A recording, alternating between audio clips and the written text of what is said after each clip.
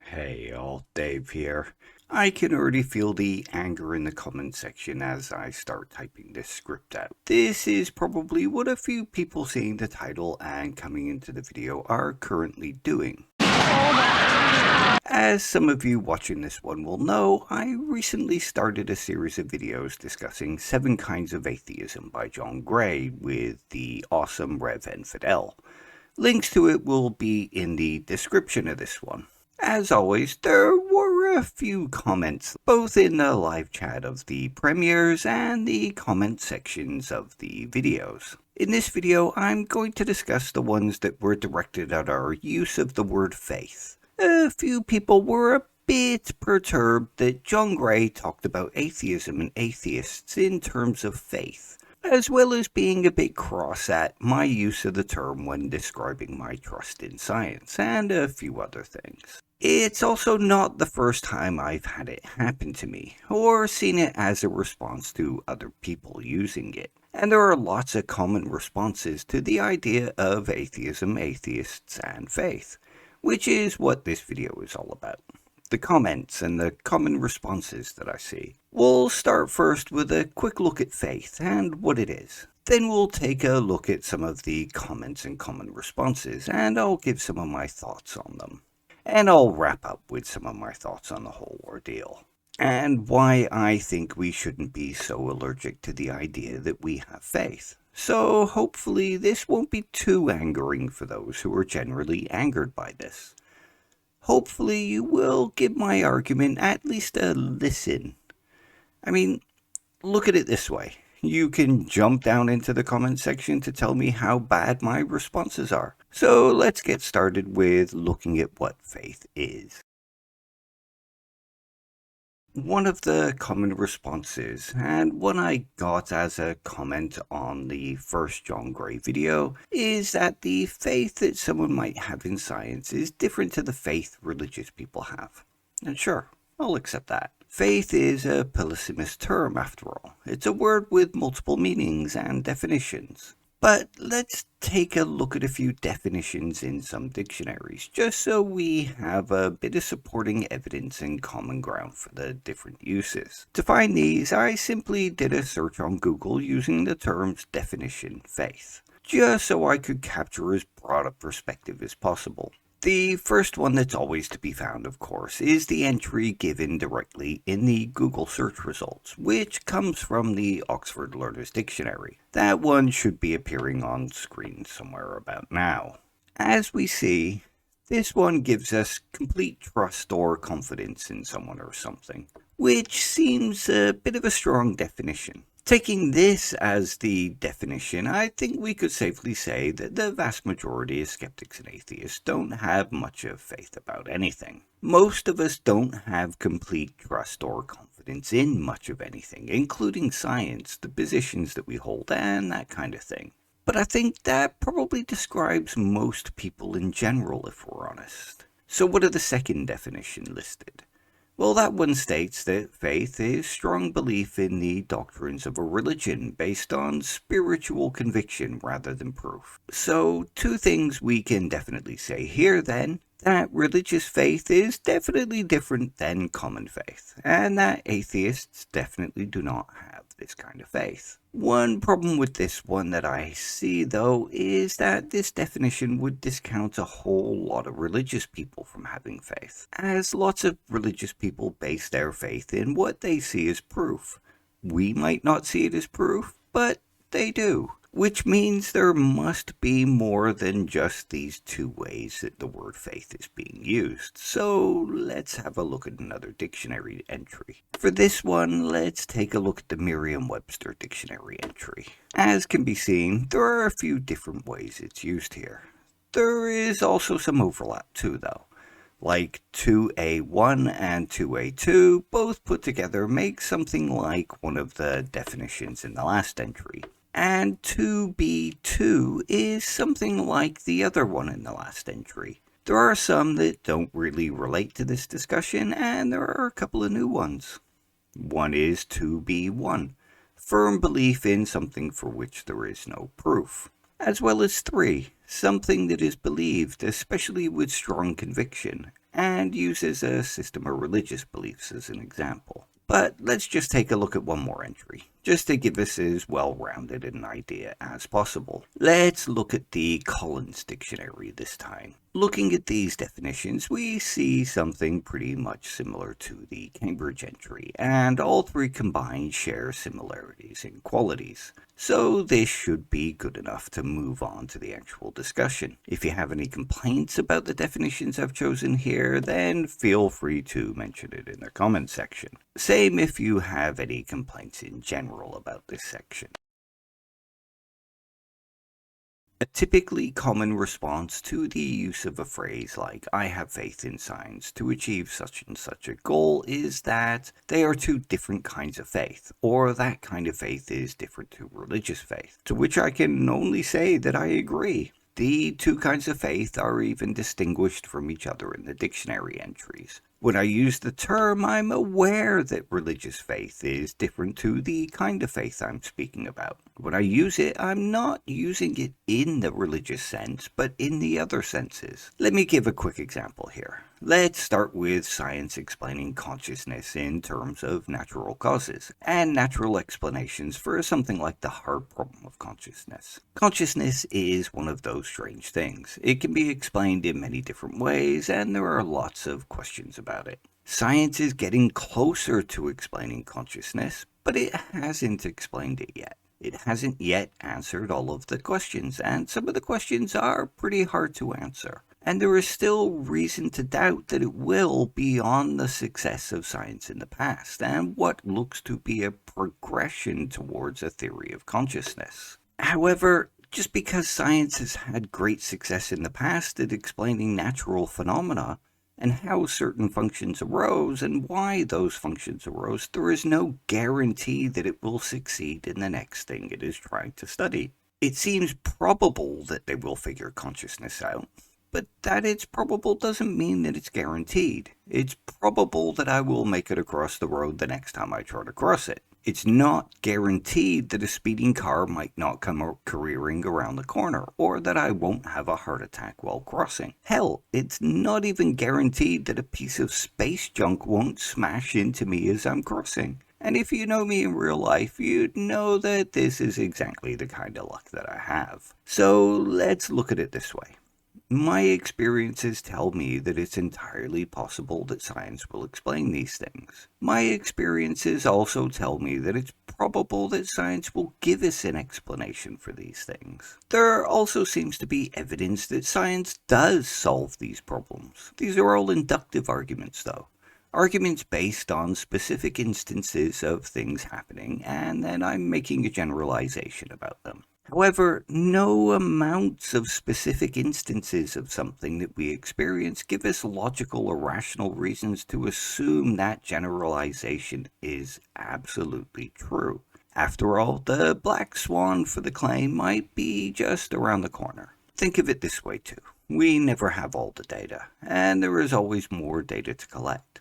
Our hypotheses and theories are always built on only what data we can observe and collect, and can only make inferences from that collected data. We can also only collect and observe natural events, and we presuppose that there are no supernatural events. This lack of data leaves a lot of things unexplained, including some important things like abiogenesis. Like consciousness, we're definitely getting closer and closer to a good explanation, one that gives a satisfactory response to how life all started, but we're still not there yet. Given all of these things too, there is reason to believe that science might not actually be able to explain some of these things. Now, before you get all angry and rush to the comment sections arguing that it still wouldn't prove the supernatural or prove that God exists, hang on a second. I totally agree that this wouldn't prove either the supernatural or that God exists. That's not what I'm arguing here. Remember, my claim was about having faith that science will explain these things, and I was explaining my reasoning for having faith that science will explain these things. So, as I was saying, There is no evidence to show that science will definitely answer these questions, and evidence to show that it is possible that it might not, especially in my lifetime.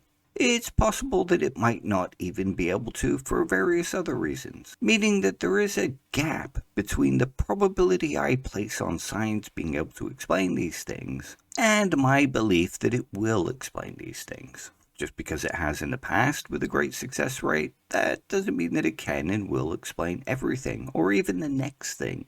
There is an evidential gap between my belief that they probably will and the idea that they definitely will. I have no evidence that it will ever cross that gap.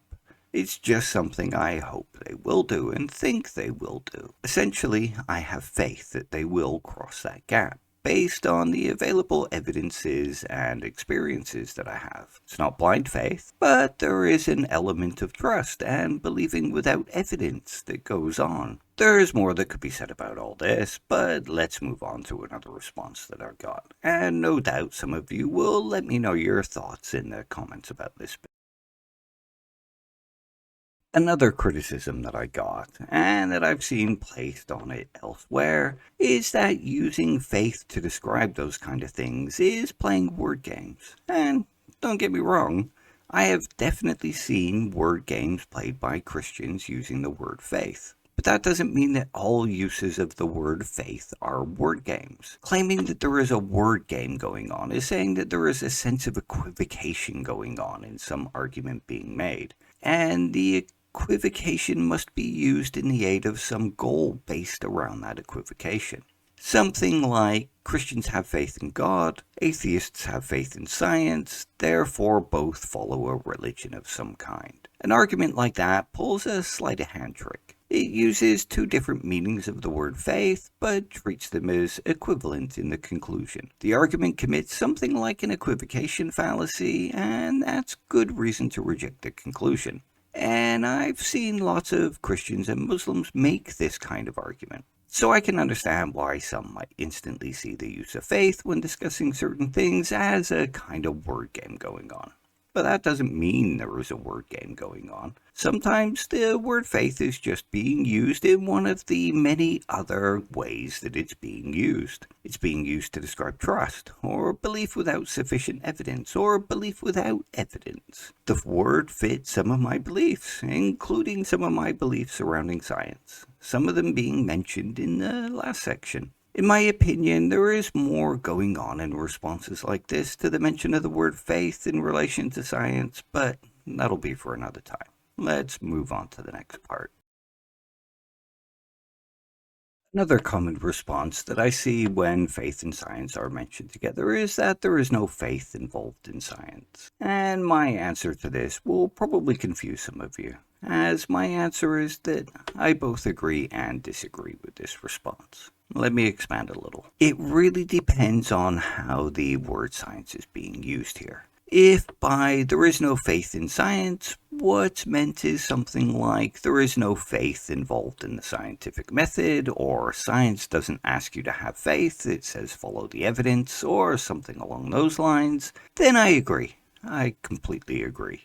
The scientific method relies on the collection of data and evidence, and then creating experiments based on that data and evidence. If experiments are successful and can be replicated, that becomes more evidence, inferences are drawn, and more experiments are designed. If it fails, then the experiment is redesigned or discarded and not counted as evidence. It's a little more complicated than that, obviously, but I'm trying to break it down quite simply.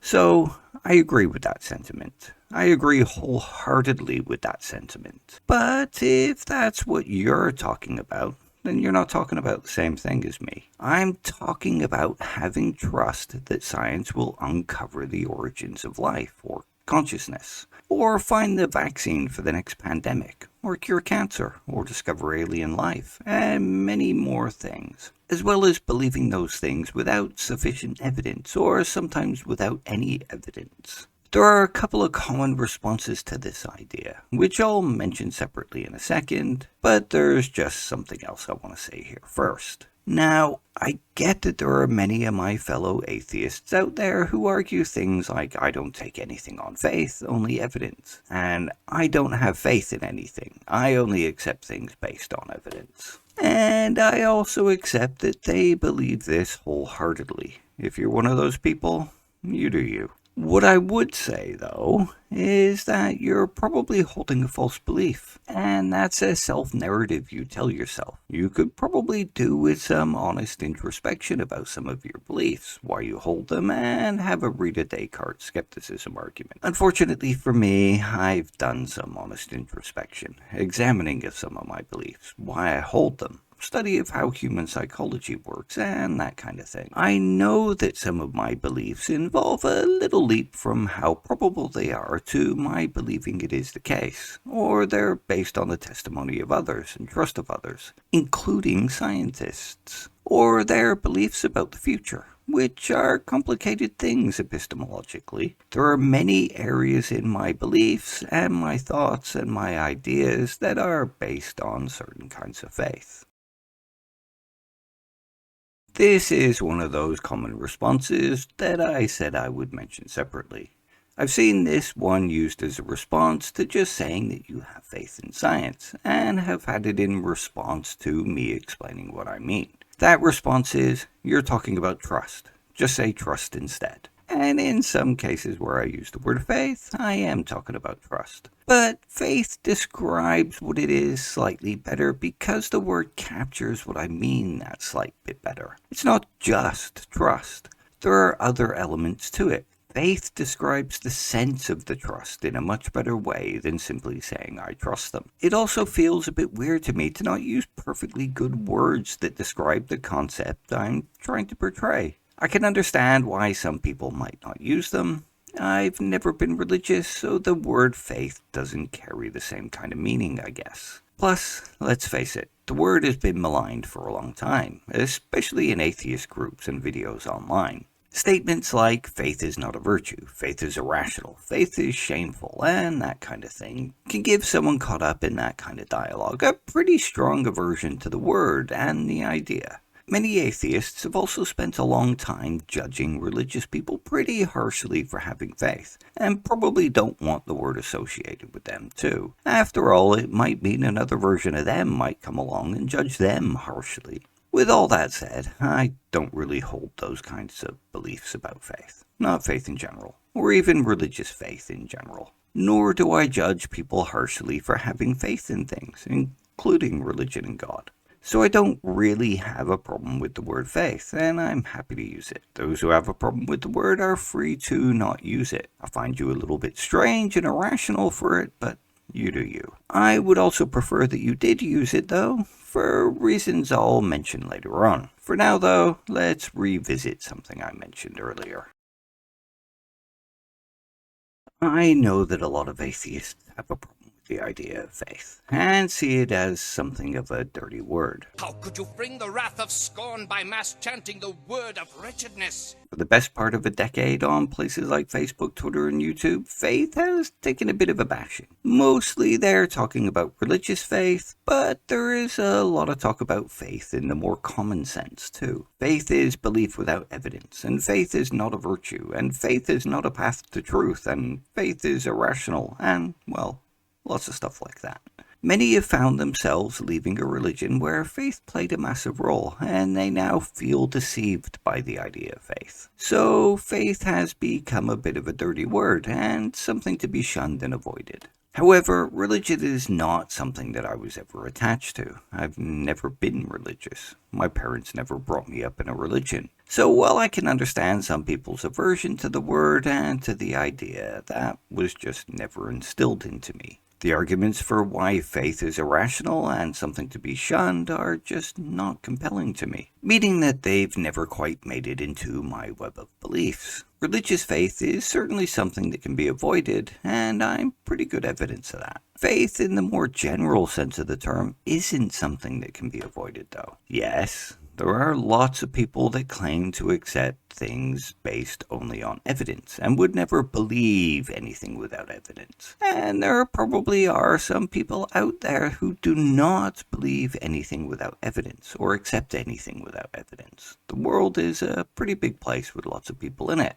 So there's a chance that there are a few people out there like this. The average person is not any of these people though. We can do our best to minimize things that we accept without evidence, and we can do our best to minimize things that we believe without evidence. But most people do not put this into practice for every new piece of information they receive, nor have they done that for every single piece of information that they currently hold.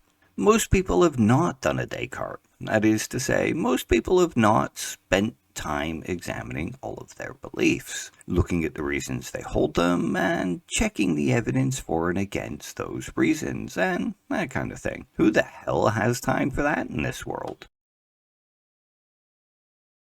Nobody has time for that. Ain't nobody got time for that. Or at least almost nobody anyway. We're too busy working, paying bills, and trying to stop the existential dread from creeping in and taking hold. There will definitely be times that we do, but there will also be a lot of times that we don't. That's because our brains are energy-hungry machines, and they use up about 20% of our total energy. Our brains are also very lazy in order to conserve that energy. Add on to that the fact that our brains have not evolved in such a way to favor truth.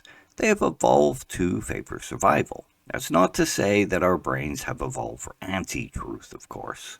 The fact that our brains aren't geared for truth, first and foremost, doesn't mean that they haven't evolved for any kind of truth. Truth is still important when it comes to survival. If we didn't learn and find the truth that certain plants are poisonous, then that is detrimental to our survival. However, when it comes to a rustling in a bush, our ancestors were less concerned with testing whether it was a tiger in the bush than they were with just getting the hell out of there. If the rustling in the bush resembled a tiger in the bush, then it was safer to assume it was. Our brains evolved to assess the similarity and bet on the safe side. We still have those intuitions to some degree. That's because our brain still contains those kinds of biases. Have a look at this screenshot taken from the Decision Lab. The list of cognitive biases that we suffer from is so large that I couldn't even fit them all into the screenshot. As you can see, it didn't even make it to the C's in the list. I'll leave a link to the site in the description so that you can take a look at it for yourselves. For now though, let's move on. So let's take a look at what's mentioned so far. Our brains have evolved for survival, not for truth seeking. Not only has it evolved for survival, but it evolved for survival in a world where split-second decisions needed to be made in order to stay safe. Our brains are also energy-hungry machines. This meant that to conserve energy and help us survive in split-second decisions, our brain uses heuristic processing. That is, it uses shortcuts in thinking in order to conserve energy, and those shortcuts are aimed at survival. This has created lots of cognitive biases in our psychology, and these cognitive biases affect our thinking even today. All of what I have mentioned still affects us today. It's one of the many things that psychology and neuroscience study. Honestly, it's pretty fascinating stuff. All of this means that when it comes to accepting new information, our brains would rather be as lazy as possible. Our brains would rather just run the information through an algorithm and filter it through all the biases that our brains have evolved. I won't go through all of this here, as I already have a video discussing some of these ideas called To Be or Not to Be Rational, and I'll leave a link to it in the description for those who are interested. The reasons why we accept information is complicated, and it depends on a lot of factors. Does it fit in with what we already believe and know? If it does, then we are more likely to accept that information without critical thought or skepticism. Does the information come from someone we trust in a ring group? Again, if it does, then we are more likely to accept that without critical thought or skepticism too. Is it a popular and common belief in a ring group? Does it paint a picture of something we like in a positive way? These will all have an effect on our acceptance of it. Like I say, it's complicated. The same goes with the rejection of information. If it goes against what we believe and know, then we are far more likely to be skeptical of that information. Information that paints our in-group, or the people we look up to, and that kind of thing, will often be met with skepticism. Sometimes, even when that information is evidence, the fact that it goes against what we already believe and know means that we will reject it. Like I say, our adoption of new information is complicated and can even boil down to motivations or the just-so stories we tell ourselves about ourselves. In order to highlight this a little more, let's take a look at a few common examples of false beliefs that float around atheists and atheist groups online. There are a few obvious examples to point out here. One of those examples is something that occurs annually. Well, there are a couple of them that appear annually, to be more precise. Every year, around Easter and Christmas, there is a flurry of activity from many atheists online decrying Christmas and Easter to be stolen from the pagans. You've probably seen the memes like this about Easter. Maybe you've even shared the memes.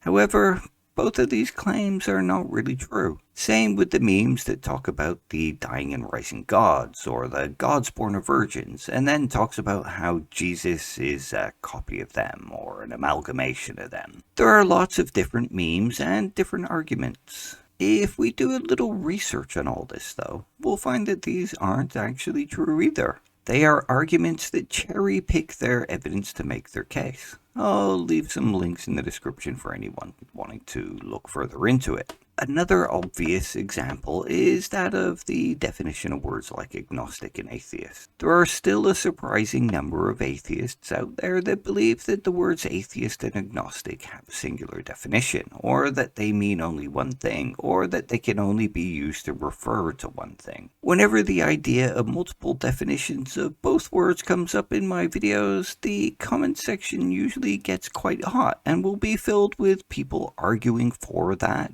false claim, even in spite of evidence that shows that it is a word with multiple meanings and definitions. They will attempt to bend the evidence to fit their belief, or simply dismiss the evidence. Hell, many of them will resort to the block button on places like Twitter and Facebook in order to block that information out. There are all kinds of examples of false beliefs held by lots of different atheists. But let's get back to the topic of atheists and faith.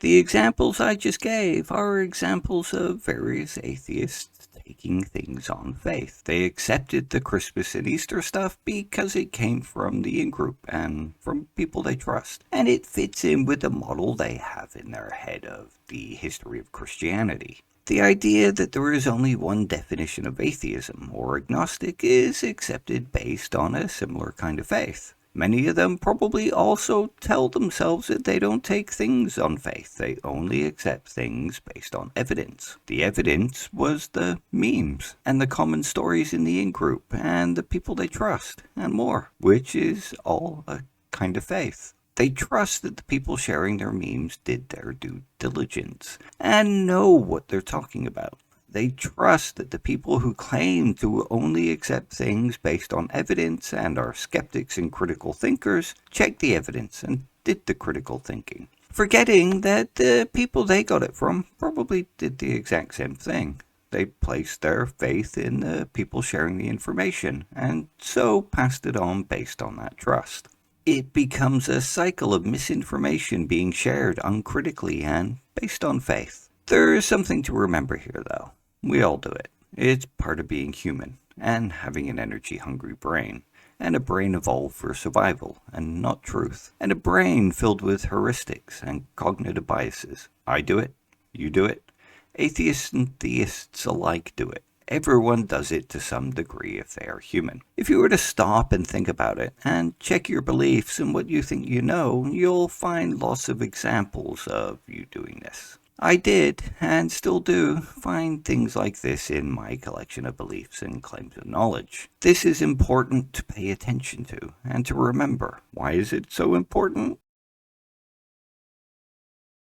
Imagine for a moment I told you that everyone held false beliefs, and everyone held beliefs that aren't based on evidence. What would you say? Would you agree, or would you argue something like atheists don't, or I only accept beliefs based on evidence? Holding those kind of beliefs are detrimental to good skepticism and critical thinking. After all, if you think you hold no false beliefs, then what motivations do you have for questioning them? Earlier in the video, I described a couple of common false beliefs that float around the atheist community and atheists online, some showing up at least twice a year on a regular basis. The Christmas and Easter is stolen from the pagan stuff. And there are plenty of examples of this going around atheists online, like religion is a mental illness, belief in God is a delusion, beliefs are accepting things as true without any evidence, and many more things like that.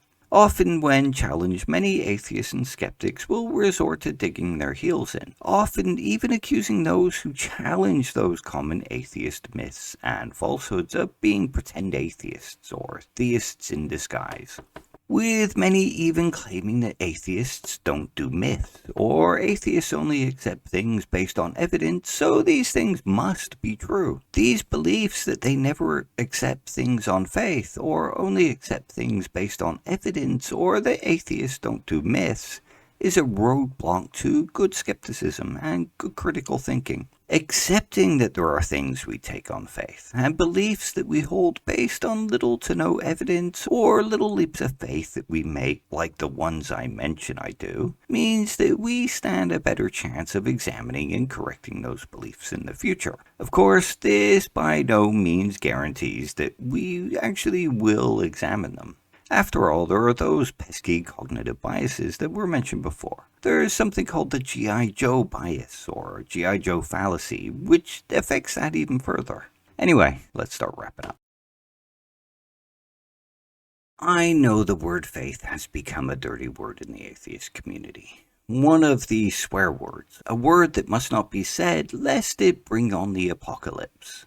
Saying a word of curse once in a while does nothing. It's only when spoken repeatedly and en masse that the curse takes place. However, this is just an irrational reaction to the word and the idea of taking things on trust and faith. An irrational reaction that is built up over decades of online activism, whose purpose is to malign all things religious, including perfectly functional and perfectly acceptable words that describe human behavior. We see it here, and we see it in examples like this, where atheists argue that they hold no beliefs or don't do beliefs, in their rush to promote critical thinking and portray atheists and skeptics as critical thinkers. This kind of propaganda has actually created worse skeptics and worse critical thinkers. It has created a bunch of people who believe that they have overcome their own humanity and overcome their own evolution. This kind of teaching and belief is detrimental to good skepticism and good critical thinking. Of course, I'm not arguing here that we should be accepting everything on faith, or not doing any due diligence in our acceptance of information. And I am most definitely not arguing for blind faith in anything. Nothing like that at all. What I'm arguing for is removing ideas like atheists and skeptics don't take anything on faith, because that is detrimental to good critical thinking. Like I mentioned earlier, sure, there will be a certain percentage of the population that does not accept anything on any kind of faith, not religious faith, not trust, and certainly not blind trust. I'm not among that percentage though, and you probably aren't either. We accept the findings of scientists based on trust in their abilities, and we accept that the next vaccine will be found because we trust the past success of those scientists. Based on past experiences with science, though, we also need to accept that there are also errors in that information, and we also need to accept that there is a lot of incomplete information in science. We're also not the ones doing the research, so we need to hold a kind of faith or trust that those errors will be found and that information will be found.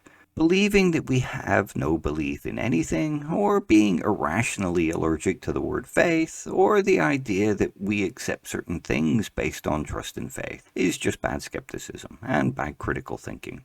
It makes it harder for us to accept that much of what we think and claim to know isn't as solid as we think it is. It makes it harder for us to accept our confirmation biases, or sunk cost biases, or, well, you get the idea. If the idea that a lot of what we think we know contains elements of faith in it makes you angry, then perhaps you should pause and reflect on that. Do some introspection. Maybe even do a little Cartesian skepticism on yourself. Anyway, like I said, I'm sorry this was longer than I meant it to be. But there is a lot to be said about this topic. It's also something I appear to be more passionate about than I originally thought. If you have any angry complaints, questions, or ideas that you want to discuss about it, then feel free to drop me a comment. I know plenty of you will probably be hitting the dislike button. Take care all. See you soon.